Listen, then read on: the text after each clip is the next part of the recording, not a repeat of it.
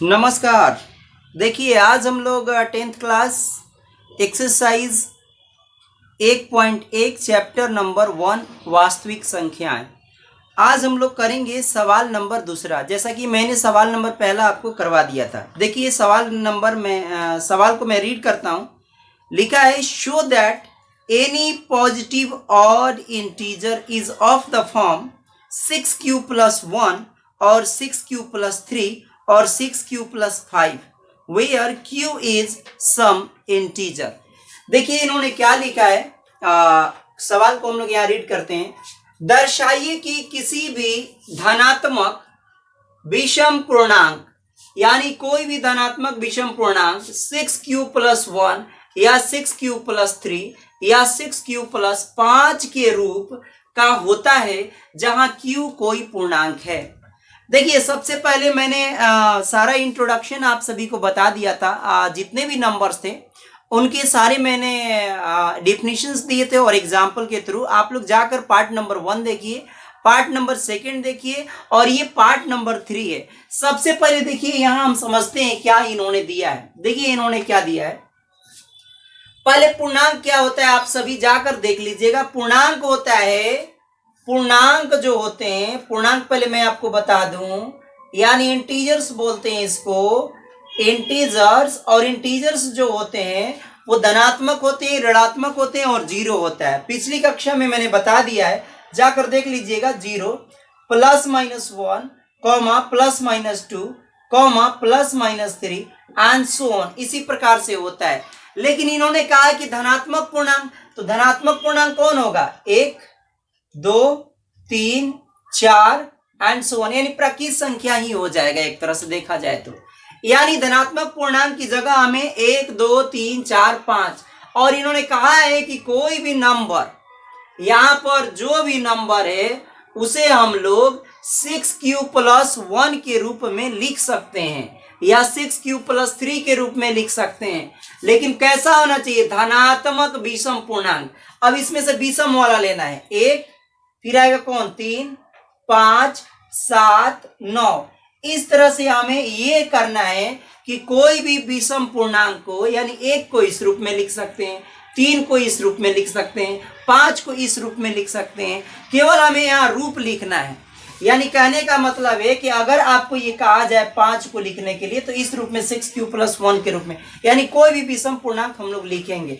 तो आइए सबसे पहले हम यहाँ मानते हैं, हवा काफी तेज चलती है यहाँ पर। देखिए यहाँ पर हम सबसे पहले मानेंगे, देखिए लेट, यहाँ मैं बिल्कुल आपको समझिएगा। माना, यहाँ पर माना ए कोई यहाँ जो लिखा है यही लिखेंगे, धनात्मक विषम पूर्णांक है। माना ए कोई धनात्मक, और यहां लिखेंगे विषम पूर्णांक है। Let a be any positive integer, a कोई भी पॉजिटिव इंटीजर है, इतना मान लिया। अब देखिए सीधी सी बात है, मैंने आप सभी को बताया था कि यूक्लिड डिवीजन लेमा में मैंने बताया था कि आप किसी भी चीज को, एक संख्या को जब भाग देते हैं तो ए बराबर बी क्यू प्लस आर के रूप में लिख सकते हैं। यानी हम इस रूप में लिख सकते हैं। आप जाकर देखिएगा पार्ट नंबर 2 में मैंने यूक्लिड्स डिवीजन लेमा के बारे में बताया है, यानी यूक्लिड विभाजन प्रमेयिका के बारे में बताया है। तो यहाँ देखिए इस सवाल को थोड़ा सा आप लोग समझिए, शांति से समझिए, बिल्कुल आपको समझ में आएगा। देखिए यहाँ पर एक कोई धनात्मक विषम पूर्णांक है। अब यहाँ से ये तुलना कर लीजिए, यहाँ पर 6, यहाँ लिख लिया q अब प्लस का 1, इस साइड में हम लोग ऐसा कर लेते हैं। तो अगर आपने देखा कि यहाँ b का काम कितना कर रहा है, b का काम यहाँ पर 6 कर रहा है, तो हम लोग यहाँ b मानेंगे और b बराबर कितना मान लेंगे, यहाँ लिखेंगे और b बराबर, b को भाजक कह देते हैं। b को क्या कहते हैं? मैंने पढ़ाया था भाजक, यानी भाज्य बराबर भाजक गुणे भागफल प्लस शेष, पढ़ाया था, ठीक है ना? आप लोग जाकर देखिएगा। तो यहाँ भाजक इसको मान लेंगे b को, यानी भाजक b अब बराबर इस भाजक b को हम लोग क्या कहते हैं, यहाँ पर 6 कहेंगे, यहाँ 6 मान लेंगे। बस इतना अगर आपने काम कर लिया, अब हमें दिखाना है, हमें दर्शाना है, दर्शाइए कि यानी जो आप a माने हैं यहाँ पर नंबर, वो a बराबर 6q+1 होना चाहिए, a बराबर 6q+3 होना चाहिए, a बराबर 6q+5 होना चाहिए। तो ये हम लोगों को करना है। तो चलिए हमें सिद्ध करना है, तो लिखेंगे हमें दर्शाना है, यहाँ जो लिखा है ना यही लिखेंगे, दर्शाना है। इंग्लिश में बोलेंगे we have to show that, हमें दर्शाना है। क्या दर्शाना है जी, कि a बराबर जो लिख सकते हैं 6q, क्या लिख सकते हैं 6q+1 के रूप में, एक ये सिद्ध करना है। a बराबर या इसी को लिखेंगे या यहां पर लिख लेंगे या और लिख लेंगे, यहां लिख देता हूं, या 6q+1 की जगह पर आप लिख सकते हैं 6q+3 लिख सकते हैं, या इसी को लिख सकते हैं कि स्टेप और बढ़ जाइए, और यहां पर कितना हो जाएगा 6q+5, यानी या करके और लिख दिया है यहाँ पर, इंग्लिश में ध्यान रखिएगा।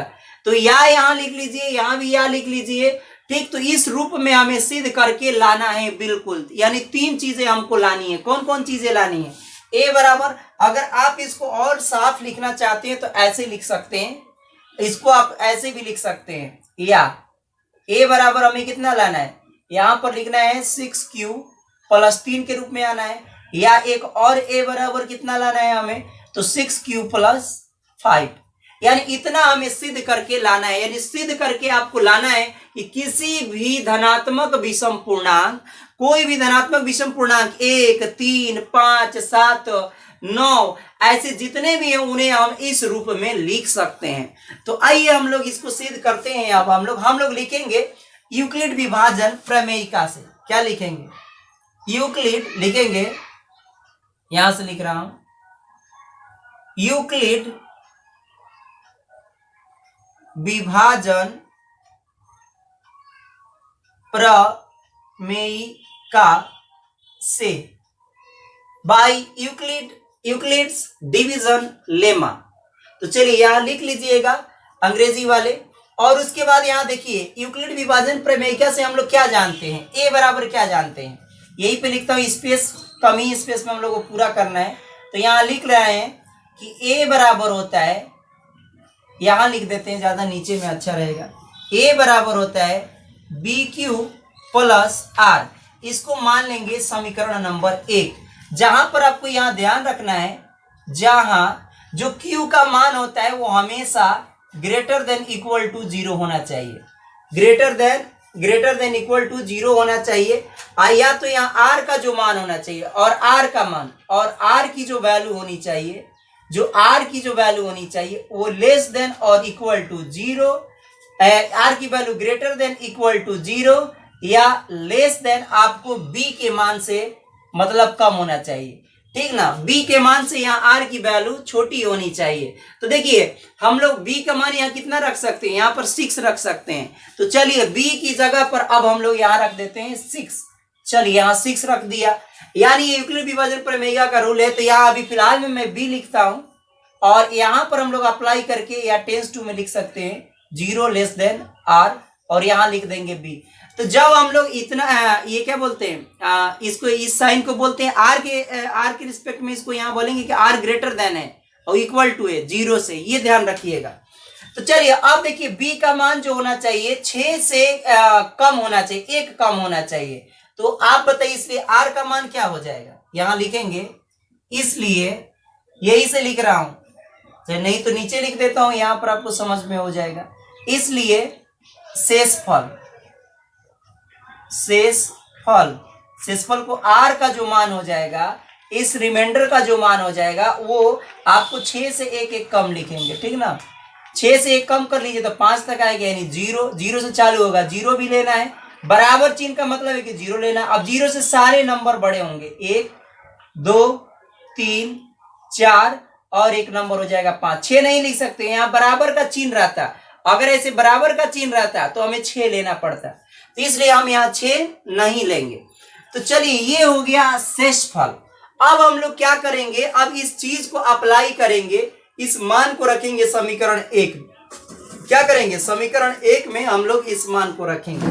तो लिखिए समीकरण 1 में, यहां लिखेंगे समीकरण 1 में a बराबर, पहले r बराबर 0 रखिए, 1 रखिए, ऐसे लिख लेंगे। समीकरण 1 में r बराबर 0, पहले 0 रखेंगे, फिर 1 रखेंगे, 2 रखेंगे, 3 रखेंगे, 4 रखेंगे, 5 बारी बारी से रखने पर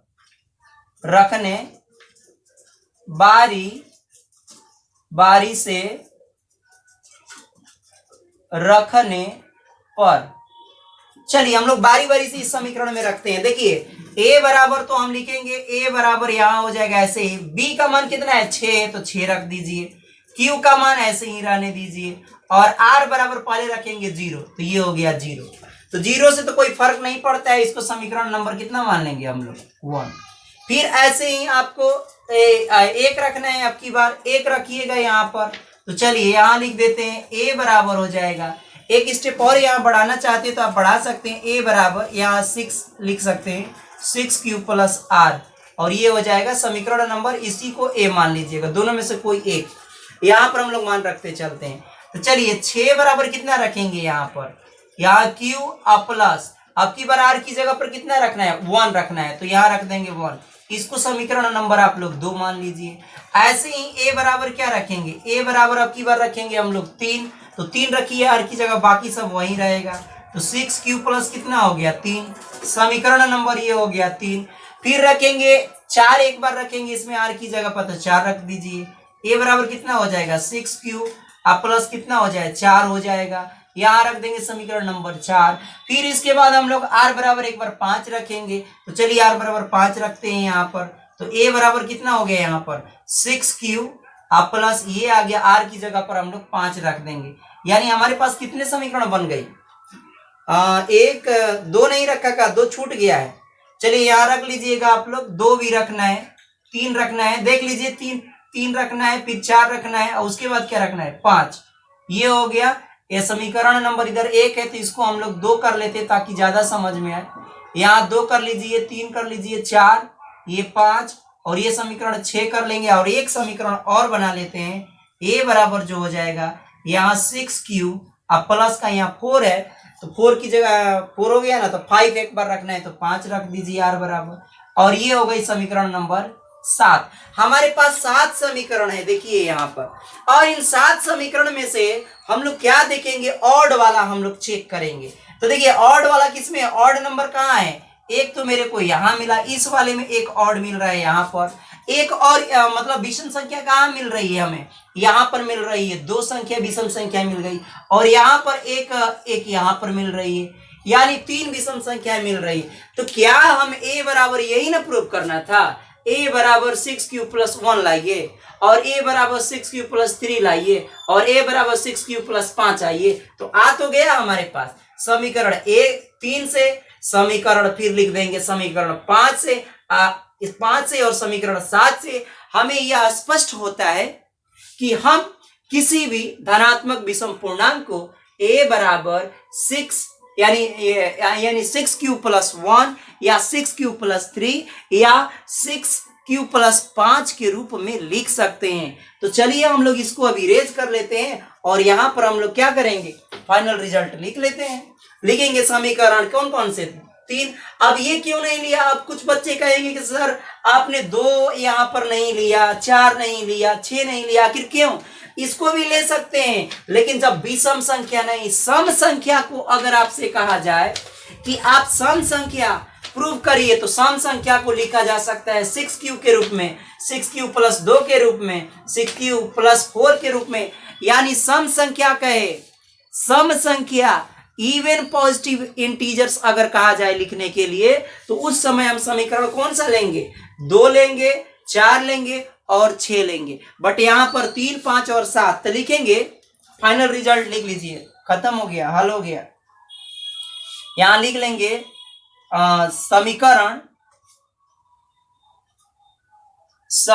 कौन कौन से, समीकरण 3 में देखो दिया है, समीकरण 5 में दिया और समीकरण 7 में, तो समीकरण 3, 5 और समीकरण 3, 5, 7 और 7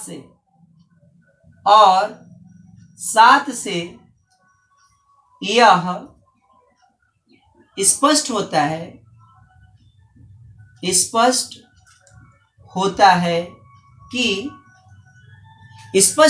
कि किसी भी धनात्मक विषम पूर्णांक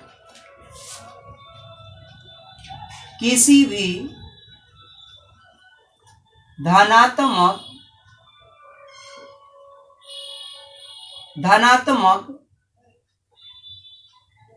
विषम पूर्णांक को 6q + 1, यही सारी चीजें नोट कर देना है यहां से, यही से सारा चीजें नोट कर देना है यहां से, किसी वाले की जगह से वही लिख रहे हैं। किसी भी धनात्मक विषम पूर्णांक को 6q + 1 या 6q + 3 या 6q + 5 के रूप में लिखा जा सकता है,